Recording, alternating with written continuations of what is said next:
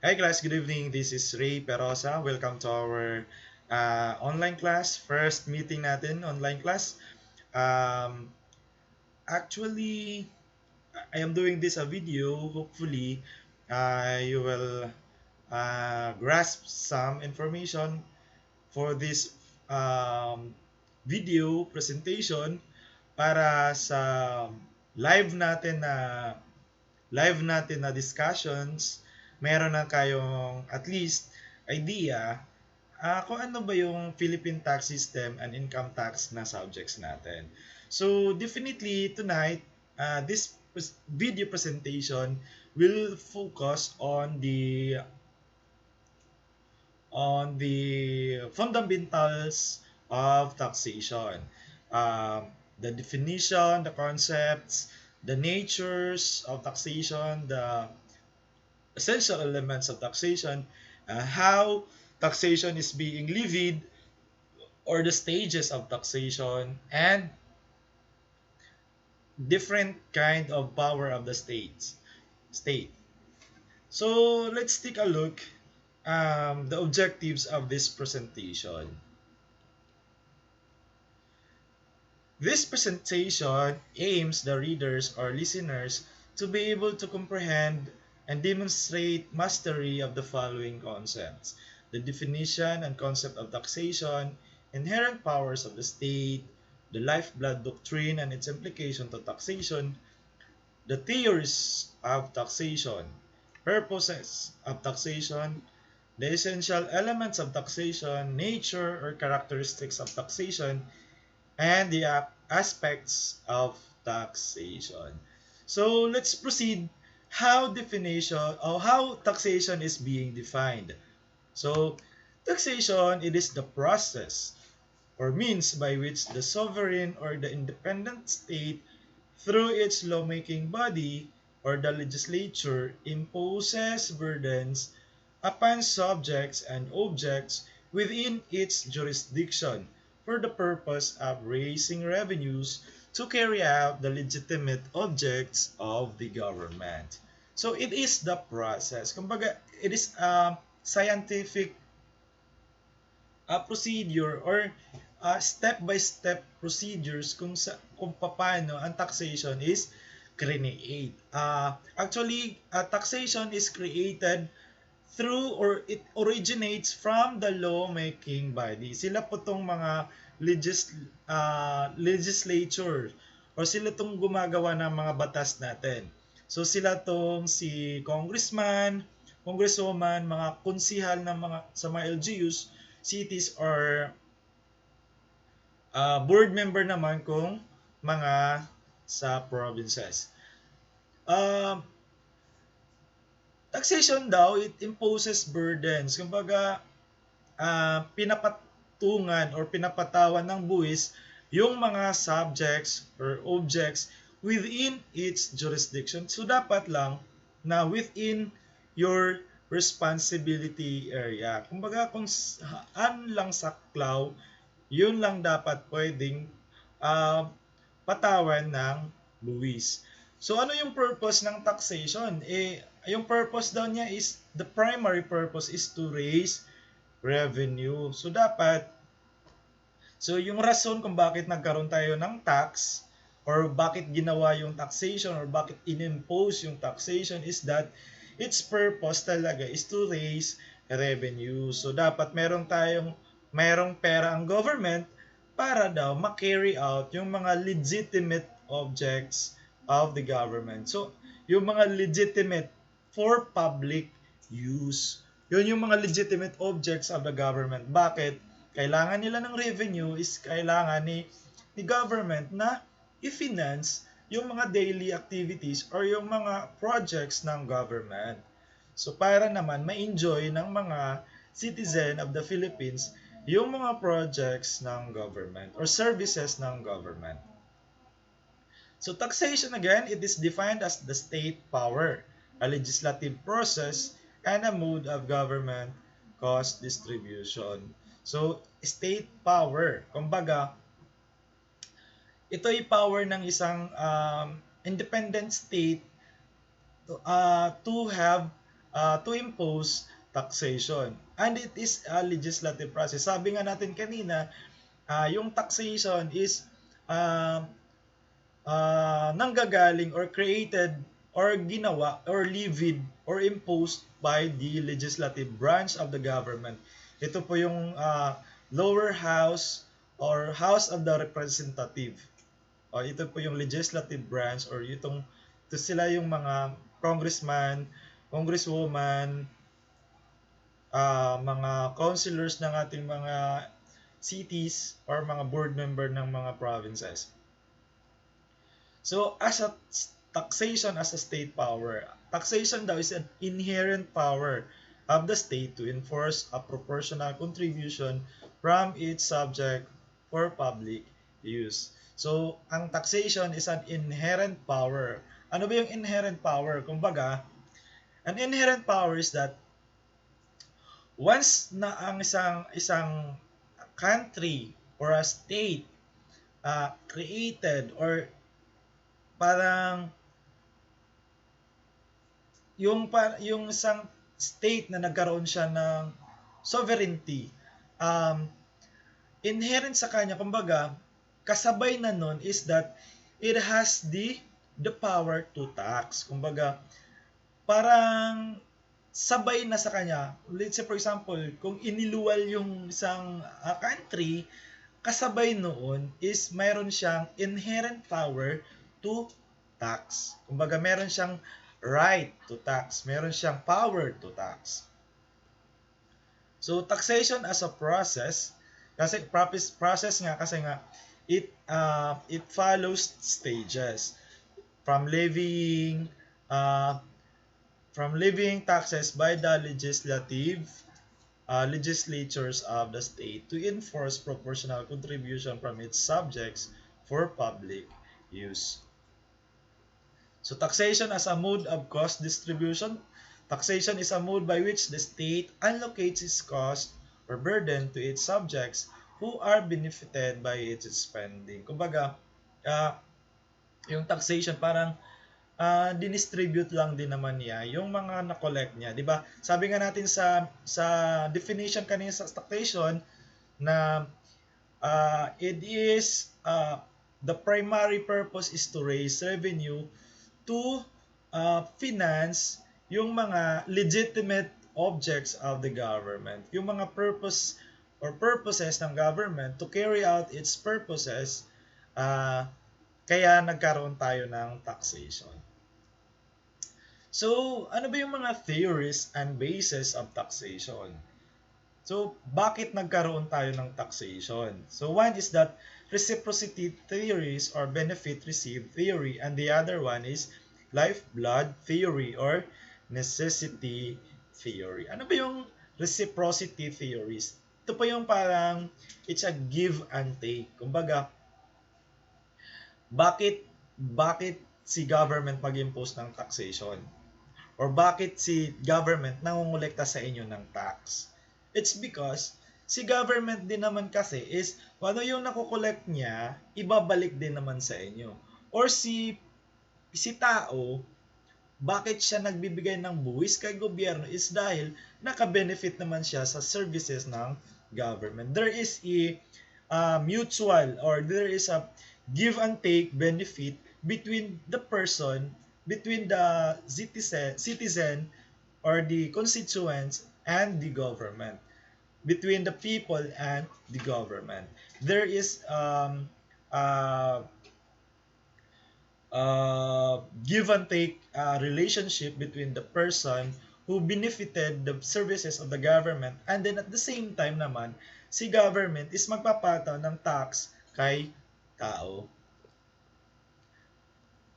So another one is yung lifeblood theory or necessity theory. Kumbaga ito, papyaw lang is that the government cannot stand by its own. Kumbaga, hindi niya kakayanin kung kung walang mga tao na magbibigay ng buwis sa gobyerno. It cannot carry out its objectives without taxation. Kaya lifeblood theory or necessity theory. Kaya yun yung rason kung bakit uh, kailangan tayo magpataw ng buwis o bakit kailangan ng gobyerno magpataw ng buwis sa mga tao or sa mga bagay hindi lang pala class, hindi lang tao yung binubuwisan. We have the property, the activities, the events whatsoever kung saan pwede nakikita ni government na pwede nilang patawan ng buwis. Hindi lang tao yung pinapatawan ng buwis, kundi bagay, property, objects, events, activities kung saan nakikita ng gobyerno na it is possible na they can earn or they can raise revenue from that certain objects or subjects. So ito yung meaning ng benefit received theory. The government provides services or hindi meaning, itong the rationale. Government provides services to the people in the forms of public services and the people provide the funds to the government. This refers to the benefit received theory. Nakita nyo yung graph, itong picture na to, nakikita nyo yung picture na to from people and then nagbabay siya ng tax to the government and then the government will provide public services to the people. Kumbaga, parang lang siyang umiikot. It's a cycle. Kumbaga, si tao nagbibigay ng buwis kay gobyerno, si gobyerno naman is magbibigay ng services, quality services to the people. So dahil naka-benefit si people, magbabayad siya ng buwis kay gobyerno.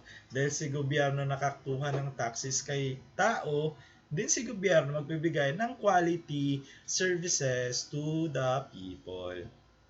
Kaya tinawag siyang benefit received theory. Kumbaga, dahil naka-receive ka naman ng benefit, then you will provide enough taxes or correct taxes to the government. At dahil si government naman is nakakuha ng enough or correct amount of taxes, then it is the government obligation to provide in return to the public the quality service the people deserve. Ayan. Lifeblood theory or necessity theory.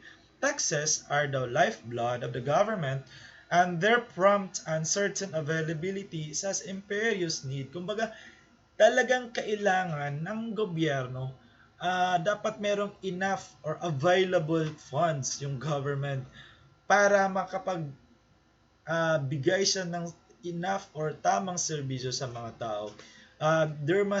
It must be prompt, dapat mabilis, dapat maaga, at there is a certain available fund that is can be used by the government to carry out its objects or objectives or purpose. The government cannot continue to perform its basic functions of serving and protecting its people without means to pay its expenses. So tama lang no, na dapat dahil nga kailangan ni gobyerno na mag-protect, mag-serve sa people, so kailangan din yan ng mga resources.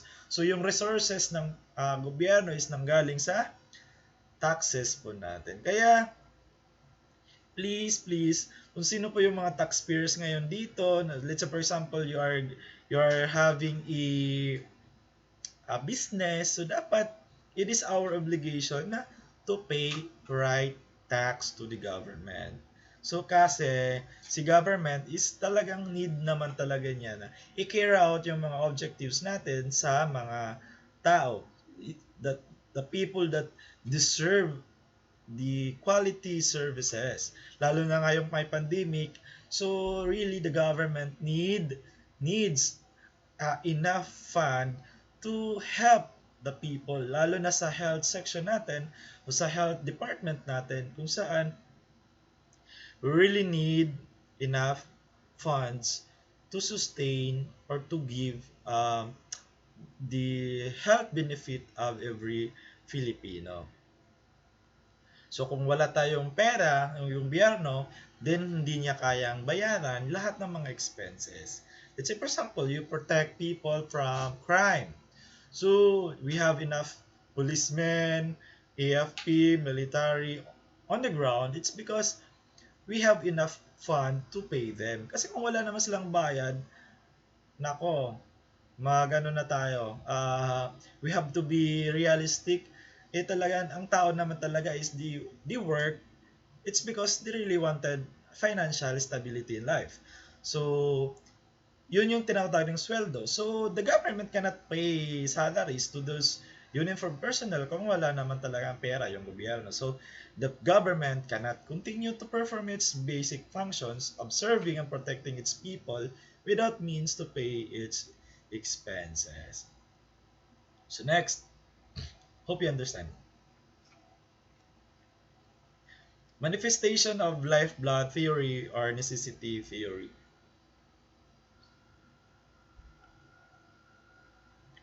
Rule of no stopel against government. A valid tax may result in the destruction of the taxpayer's property. Third one, collection of taxes cannot be enjoined or stopped by injunction. Fourth, the right to select objects or subjects of taxation. Taxes could not be subject of compensation or set off. So ito yung mga manifestation or bakit nakikita nyo, o nga pala, no, there is a lifeblood theory or necessity theory, those na mga scenarios. Let's say for example,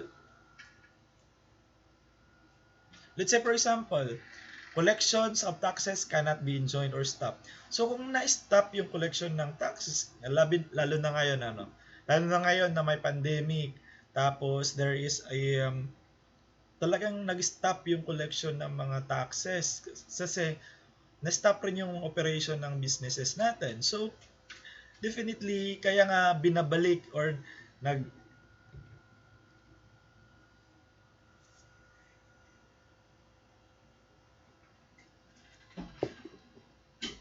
kaya napansin nyo, ECQ na naman, GCQ ulit, o stop na naman yung businesses and then binalik ulit. It's because hindi kakayanin ng gobyerno na walang inflows yung government, walang inflows na pera yung government. So, kailangan talaga din ng government na i-maintain yung economy ng country natin. Kaya, minsan, nalilito na rin tayo kung bakit ECQ na naman, balik na naman sa strictong quarantine and then luluwagan na naman, strictong quarantine na naman. It's because yung purpose naman talaga is parang there ma-meet yung equilibrium. Kumbaga, um, there is still an economic activities at the same time, hindi naman masyadong mapapahamak yung mga tao na mahawa ng like for example sa ngayon na meron tayong COVID. So, the right to select objects, subjects of taxation. Kumbaga yung taxation, sabi ko kanina, kahit anong bagay na nakikita ni gobyerno na pwede niyang buwisan, then possible talaga na pwede siyang buwisan. Then, taxes could not be the subject of compensation or set off. Dahil plus yung taxes naman tax does not derive from a contract. Kumbaga, yung contract lang, yung parang merong compensation or set off. Kung ano ba yung compensation or set off? Ito po yung parang sa layman's term natin na tinatawag nating quits na tayo. Kumbaga may utang ka sa akin, ikaw may utang sa akin, ako may utang sa iyo. Then parehong 100 yung sa akin, 100 yung sa iyo. Then sabihin natin, okay, quits na tayo. Sa taxation, walang ganon. Walang ganon, Mars. So, ang mangyayari, bayaran mo ko, babayaran din kita. Yung parang ganon. So, there could be no compensation or set off. Hindi pwede na sabihin mo na, oh, BIR, hindi na ako magbabayad sa'yo dahil may utang ka naman. Let's say, for example, si BIR nagre-rent ng building sa inyo. And then, ikaw, dahil you are earning income from rent, you have to pay income tax. Ngayon, si BIR, mangungulekta na sa inyo.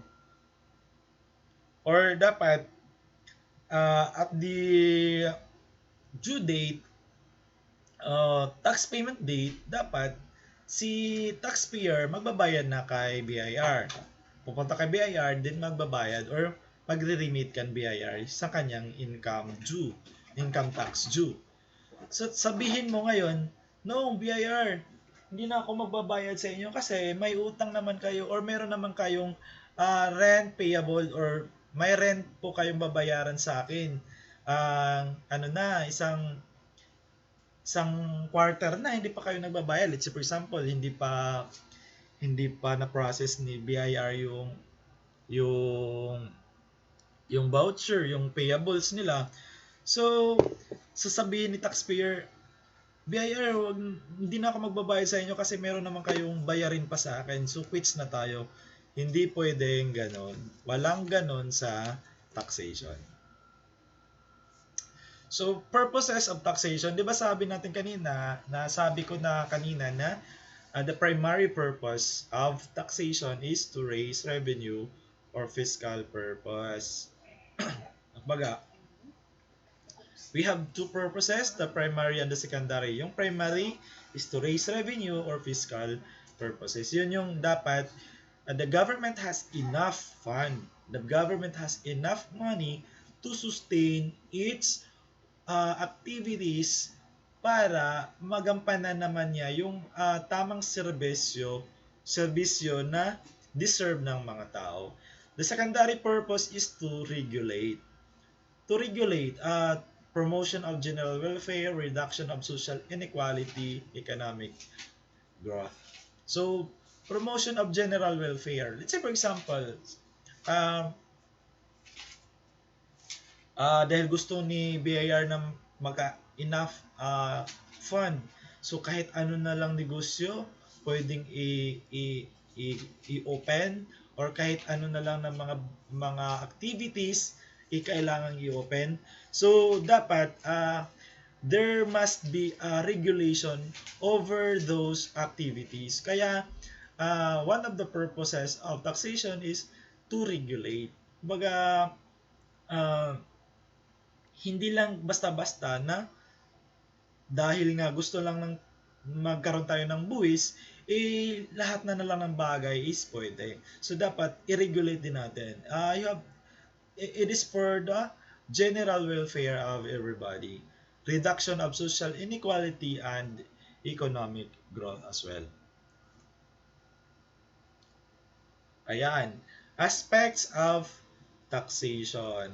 Yung mga stages of taxation, we have the levying, 1, assessment, 2, and collection. So, ano ba yung levying? Levying. Stages or aspects of taxation. The phases, stages, or aspects of taxation. So, ano ba yung levying? Levying or imposition of the tax, which is a legislative act or function. So, ito, sabi nga natin kanina, taxation is a legislative in character.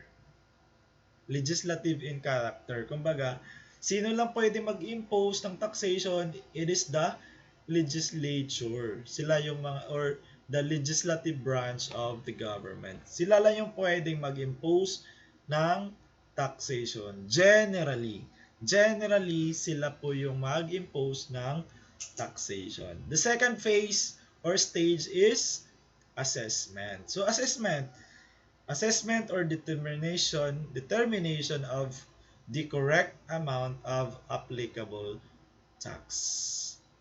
So, dapat ma-assess kung ano ba talaga yung tamang buwis na kailangan or ipataw sa isang subjects or objects. The third phase or stage or aspect of taxation is collection. So, collection of tax levied which is essential administrative in character. Bakit siya administrative? Administrative dahil the other government will be the one to collect the correct taxes. And these are the, let's say for example, the Bureau of Internal Revenue or the Bureau of Customs. So sila po yung nangungulekta ng mga tamang buwis. So nature and characteristics of power to tax. So it is inherent in sovereignty, exemptions of government agencies, international committee, limitation of territorial jurisdiction, it is legislative in character. So ano ba yung inherent in sovereignty? Yan sabi ko kanina, di ba?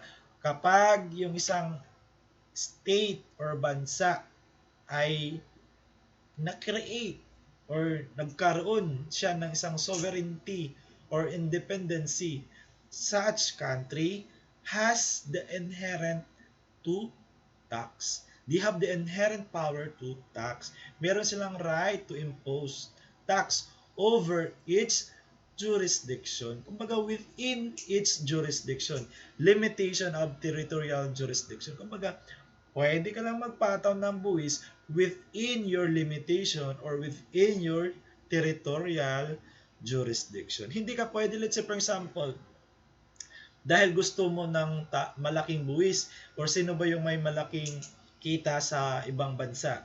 Sabihin, si Donald Trump, yung presidente ng US, sabihin natin, malaki kasi yung assets, marami siyang businesses. So, patawan natin siya ng buwis. No. Bawal tayo magpataw ng buwis sa hindi natin jurisdiction. So, meron tayong limit. Hindi lang kay sino-sino na lang yung papatawan natin ng buwis. Meron tayo ding tinatawag na International Committee. So, ito yung, let's say for example, narinig nyo na yung sinabi nating reciprocity clause. Reciprocity clause, kumbaga, kung in-exempt ka ng tax doon sa ibang bansa, then, or example, ako pumunta ako sa ibang bansa nagtrabaho, yung income ko doon is, or certain income ko doon is in-exempt ng isang bansa. Pag may isang tao from that certain country na pumunta sa Philippines, and such person also derive or earns such income or the same category of income, then such income may be subject to exemption. Kumbaga, i-exempt din yung taong nakakuha ng the same income or category of income or anong klaseng income na meron na in-exempt sa ibang bansa at na-earn din ng yung isang tao na yan dito sa Philippines, then probabilities that they can apply reciprocity clause. Exemption of government agencies, meron tayong mga government agencies na exempt from taxation. So, let's example, DepEd, hindi naman sila nagbabayad ng taxes. Bureau of Fire, yan, mga government agencies na exempted doon sa pagbayad ng buwis. Meron din tayong tinatawag na nature or characteristic na it is legislative in character, paulit-ulit na lang. So, again, alam na natin na it is a legislative in character dahil nga hindi lang basta-basta pwede mag-impose ng taxation. So, ang sino lang ang pwede mag-impose ng taxation is yung mga nasa legislature or nasa legislative branch of the government. Sila yung si congressman, congresswoman, or tinatawag nating House of the Representative, lower house, yung tinawag nating lower house, yung mga kunsihal ng barangay, kunsihal ng lungsod, kunsihal ng yung city, kunsihal ng munisipyo, mga board member of the provinces. Sila po yung mga nasa legislative branch. Again, so sila lang daw yung pwedeng mag-impose ng taxation. Pero meron tayong mga exemptions. So exemptions to non-delegatory rule. Kumbaga, yung taxation is delegated only to the legislative branch, but there is an exemption.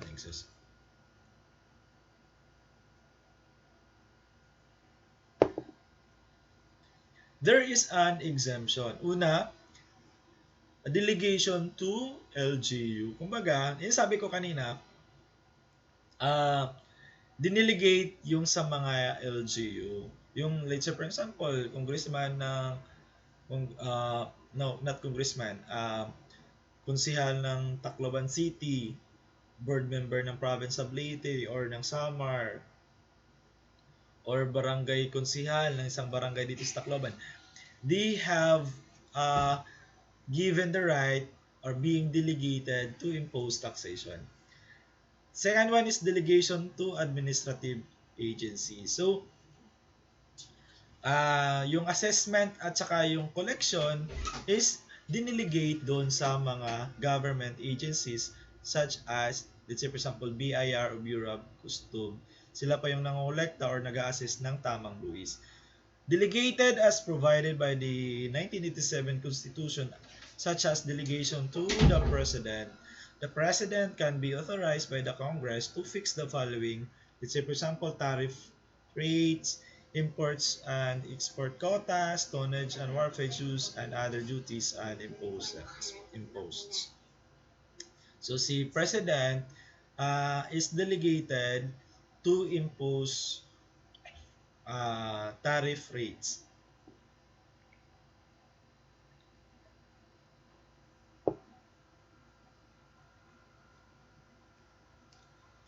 So ayun, that's the end of our presentation.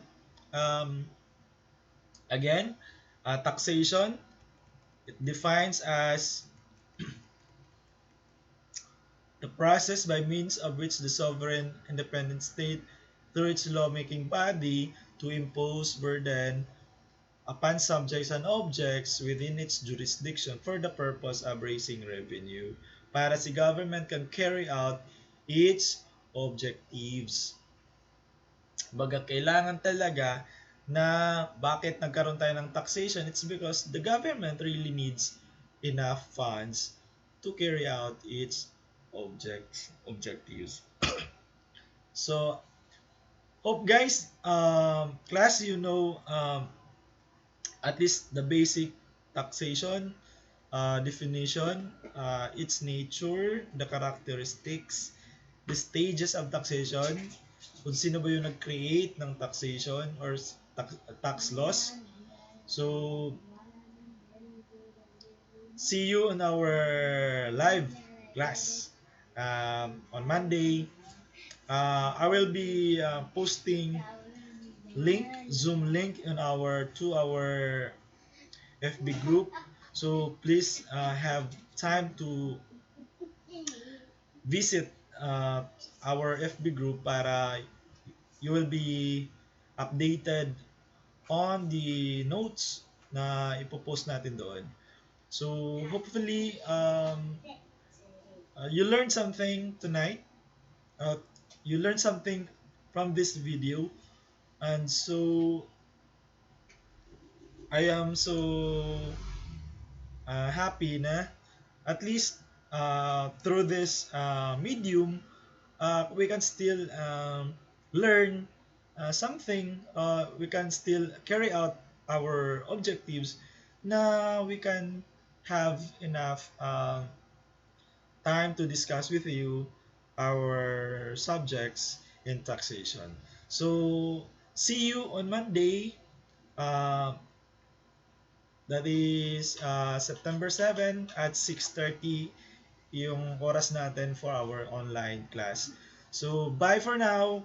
Stay safe. Bye. Yan naman ka na kayo mag-click